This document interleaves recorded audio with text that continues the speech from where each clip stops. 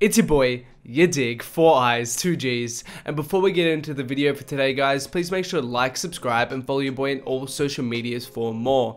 But on to today's topic, and today we're here to talk about Lil Yachty, who has come out and sold just over 40,000 with his new project Nothing to Prove, which, if anything, proves just how much he has fallen off, with him selling nearly half of what he did earlier on in the year with Lil Boat 2, and less than he did with his disappointing debut album Teenage Emotions. And let's get it clear straight off the bat, getting outsold by Astroworld, which is nearly 3 months old, and Beer Bongs and Bentleys, which is over 6 months old, is not a good sign and is a flop for Yachty. But as with any new project, just the numbers themselves don't paint the full picture, and we do need to take a look at the music also. And I think this tape exemplifies an identity crisis that Yachty seems to be in.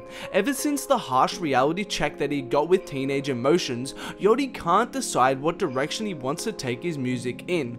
With Lil Boat, what we got was essentially Lil Yachty's attempt at becoming the 4th Migos member. And don't get me wrong, I actually liked Lil Boat 2 for what it was. Tracks like 66 and NBA Young Boat were fire, but it was a stark contrast to what we were used to from Yachty, and it felt like a concession from him in a sense. Like, because of the backlash he got from Teenage Emotions, he decided to play it really safe, not really experiment or be too ambitious, and just go for a really popular and accessible sound. And hearing him hop on the dark trap aesthetic felt like he was really trying to ride the Migos wave, and Yachty would include a similar sound on his newer project, but he also tried something different, with him deciding to split the project in half, with the first half of the album being his harder, more rapping style, and the second half of the album being his more sing-songy style. However, in doing this, I think he tried too hard to cater to different audiences, and whilst in concept this would have worked fine if he gave us top tier rapping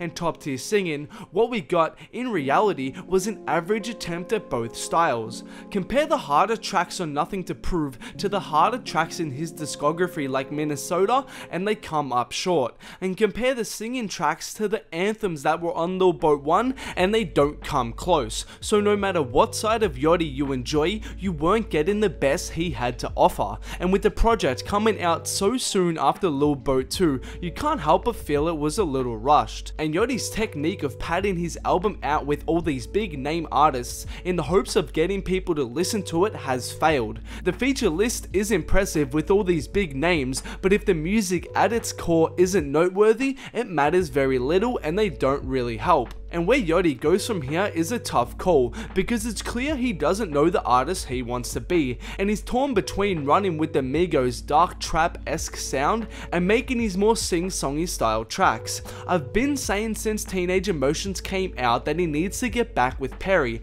because Perry really gave his music that spark early on, but the two's relationship seems to have gone sour, so I don't think we're gonna see that happen anytime soon. Most importantly though, he needs to get a cohesive direction and an artistic identity established again, because it doesn't seem like he knows the artist he wants to be, and this attempt at making the music he thinks his fans want and filling out track lists with these big names doesn't seem to be connecting with his fans at all. But that's all from me today guys. Thanks for watching and I hope you enjoyed the video. Make sure to let me know what you guys thought about Nothing to Prove in the comments below. Also please make sure to like, subscribe, and follow your boy on all social medias for more.